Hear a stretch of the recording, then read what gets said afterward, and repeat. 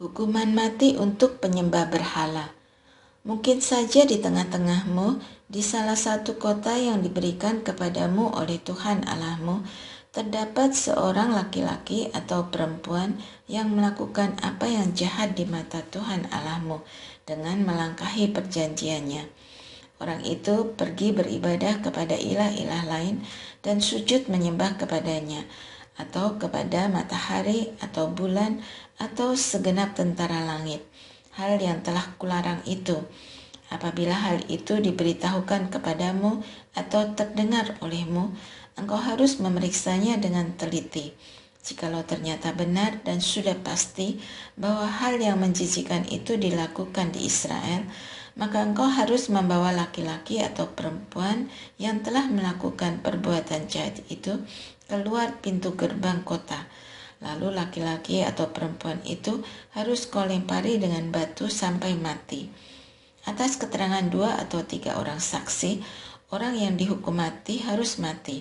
Janganlah ia dihukum mati atas keterangan 1 orang saksi saja. Tangan saksi-saksi itulah yang pertama-tama melakukan hukuman mati atasnya, diikuti seluruh rakyat. Demikianlah harus kau lenyapkan yang jahat dari tengah-tengahmu.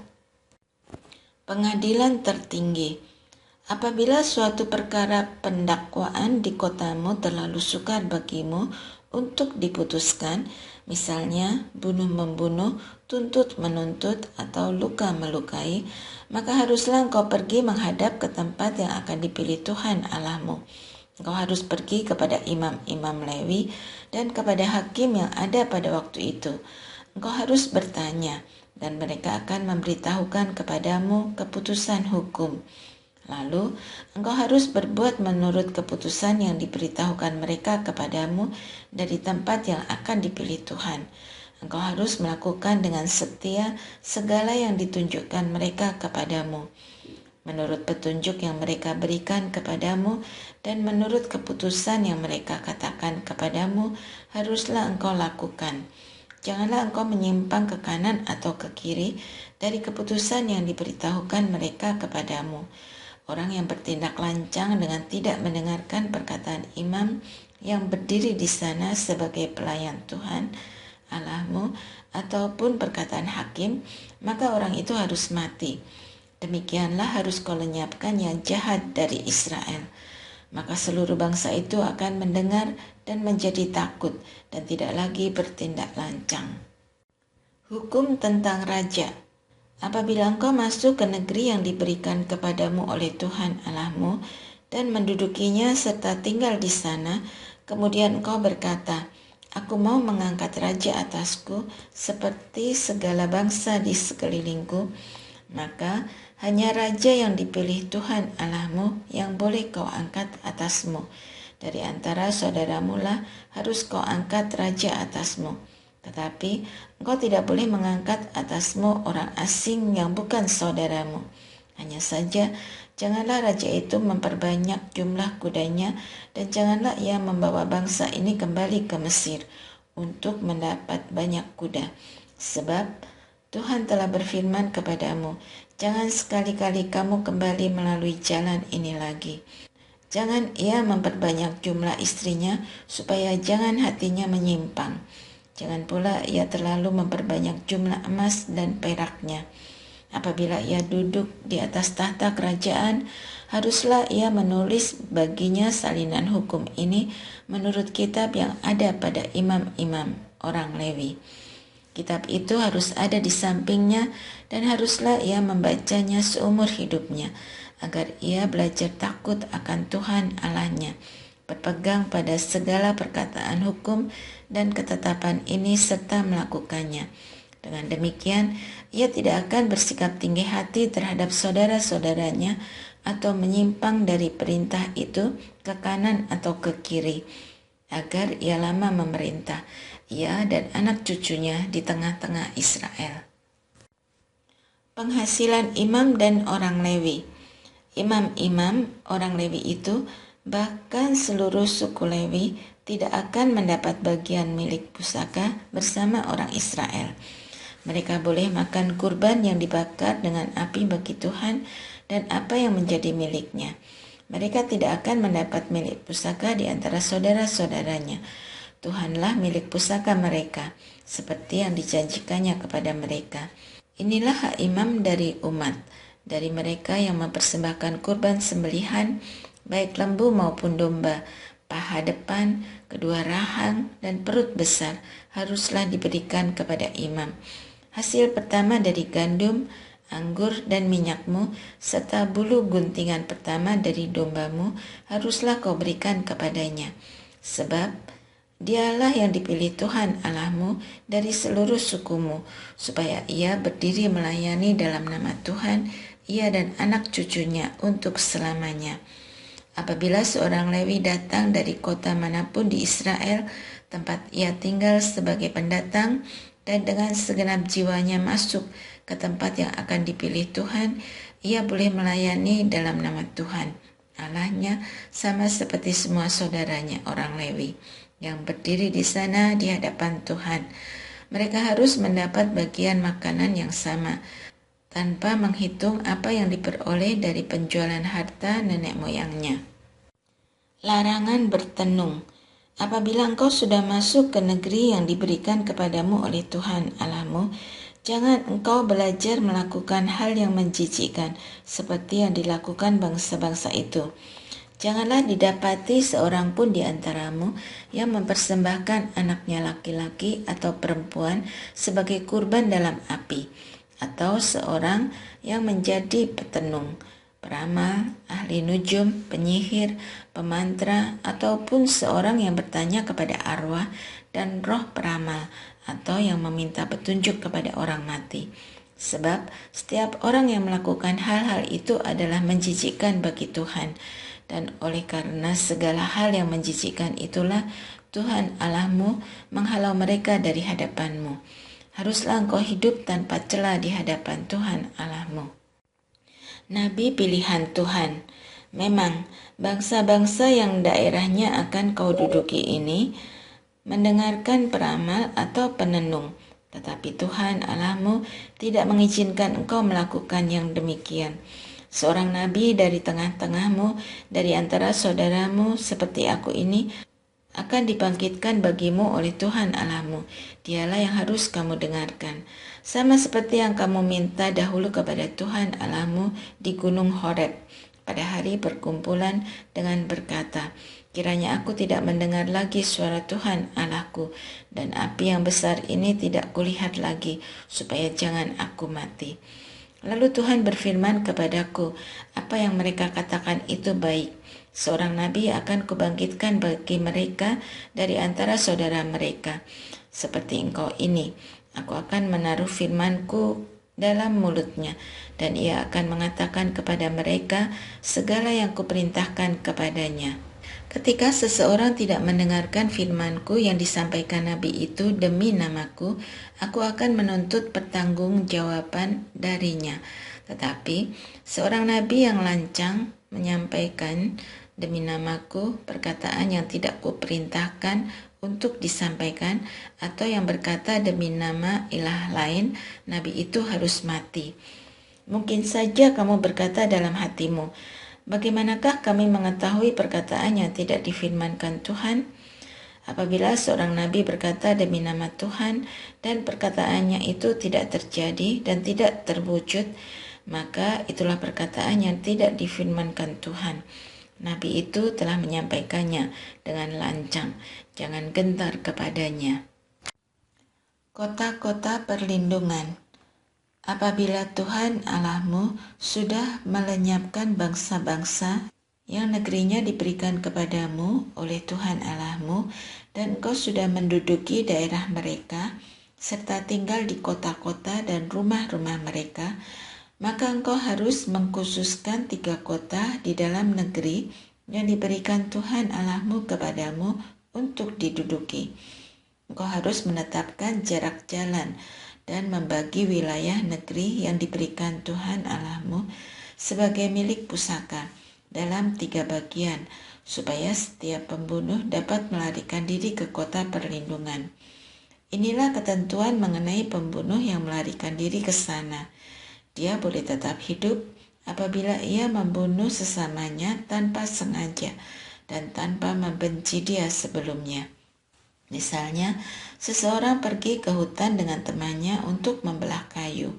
Ketika tangannya mengayunkan kapak untuk menebang pohon, mata kapak terlepas dari gagangnya, lalu mengenai temannya, sehingga mati.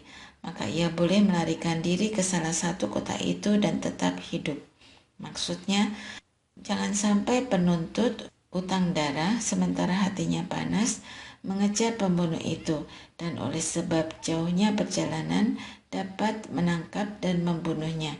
Padahal pembunuh itu tidak patut dihukum mati karena ia tidak membenci dia sebelumnya. Itulah sebabnya aku memberi perintah kepadamu demikian. 3 kota haruslah kau khususkan apabila Tuhan Allahmu sudah memperluas wilayahmu, seperti yang dijanjikannya dengan sumpah kepada nenek moyangmu, dan sudah memberikan kepadamu seluruh negeri yang dikatakannya akan diberikan kepada nenek moyangmu.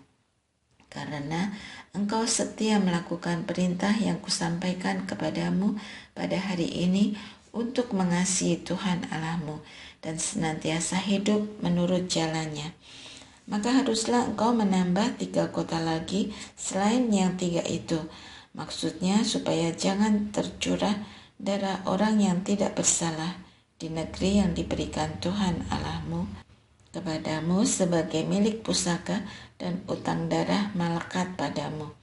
Tetapi apabila seseorang membenci sesamanya dan bersembunyi menantikan dia, lalu menyerang serta memukul dia sehingga mati, kemudian melarikan diri ke salah satu kota itu, maka para tua-tua kotanya harus menyuruh orang mengambil dia dari sana. Lalu mereka harus menyerahkan dia kepada penuntut utang darah supaya mati. Janganlah engkau memandang dia dengan belas kasihan. Demikianlah harus kau hapuskan darah orang yang tidak bersalah dari Israel, supaya baik keadaanmu. Batas tanah. Jangan menggeser batas tanah sesamamu yang ditetapkan oleh para pendahulumu di tanah pusaka yang akan kau warisi di negeri yang diberikan Tuhan Allahmu kepadamu sebagai milikmu. Hukum tentang saksi. 1 orang saksi saja tidak dapat menggugat seseorang mengenai kesalahan apapun atau dosa apapun yang mungkin dilakukannya. Hanya atas keterangan 2 atau 3 orang saksi, suatu perkara dianggap sah. Apabila seorang saksi jahat menggugat seseorang untuk menuduh dia mengenai suatu pelanggaran, maka kedua orang yang berperkara itu harus berdiri di hadapan Tuhan, di hadapan para imam dan hakim yang ada pada waktu itu. Hakim-hakim itu harus memeriksanya dengan teliti. Apabila ternyata saksi itu seorang saksi dusta yang telah memberi tuduhan palsu terhadap saudaranya, maka kamu harus memperlakukannya sebagaimana ia bermaksud memperlakukan saudaranya. Demikianlah harus kau lenyapkan yang jahat dari tengah-tengahmu. Lalu orang-orang lain akan mendengar dan menjadi takut, sehingga mereka tidak akan melakukan lagi perbuatan jahat seperti itu di tengah-tengahmu. Janganlah engkau memandang dengan belas kasihan, sebab berlaku, nyawa ganti nyawa, mata ganti mata, gigi ganti gigi, tangan ganti tangan, kaki ganti kaki. Hukum perang. Apabila engkau keluar untuk berperang melawan musuhmu dan melihat kuda dan kereta, tentara yang lebih banyak daripadamu, janganlah engkau takut kepadanya. Sebab Tuhan Allahmu yang menuntun engkau keluar dari tanah Mesir menyertai engkau. Ketika kamu akan menghadapi pertempuran, imam harus tampil ke depan dan berbicara kepada rakyat. Dia harus berkata kepada mereka, "Dengarlah hai orang Israel, hari ini kamu menghadapi pertempuran melawan musuhmu.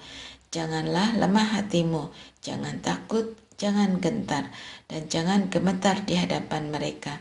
Sebab Tuhan Allahmu dialah yang berjalan menyertai kamu untuk berperang bagimu. melawan musuhmu dan memberi kemenangan kepadamu. Para petugas harus berbicara kepada rakyat begini, siapa yang telah mendirikan rumah baru tetapi belum menempatinya, ia boleh pulang ke rumahnya, supaya jangan ia mati dalam pertempuran dan orang lain menempatinya. Siapa yang telah membuat kebun anggur tetapi belum mengecap hasilnya, ia boleh pulang ke rumahnya, supaya jangan ia mati dalam pertempuran dan orang lain mengecap hasilnya. Juga siapa yang telah bertunangan dengan seorang perempuan tetapi belum menikahinya, ia boleh pulang ke rumahnya, supaya jangan ia mati dalam pertempuran dan orang lain menikahinya. Para petugas itu harus berbicara lagi kepada rakyat demikian. Siapa yang takut dan kecil hati, ia boleh pulang ke rumahnya, supaya saudara-saudaranya jangan tawar hati seperti dia. Sesudah para petugas selesai berbicara kepada rakyat, mereka harus menunjuk kepala-kepala pasukan untuk mengepalai tentara. Apabila engkau mendekati suatu kota untuk berperang melawannya, haruslah engkau menawarkan perdamaian kepadanya.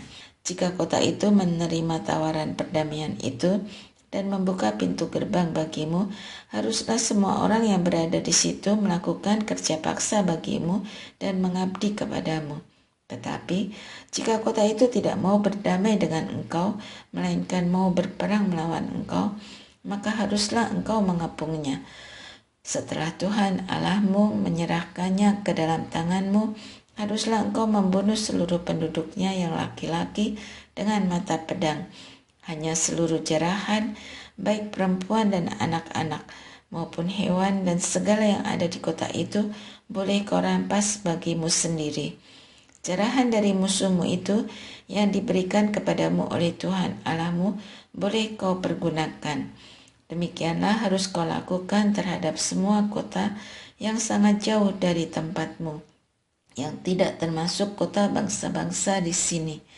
Tetapi dari kota bangsa-bangsa ini yang diberikan Tuhan Allahmu kepadamu menjadi milik pusaka, apapun yang bernapas jangan kau biarkan hidup.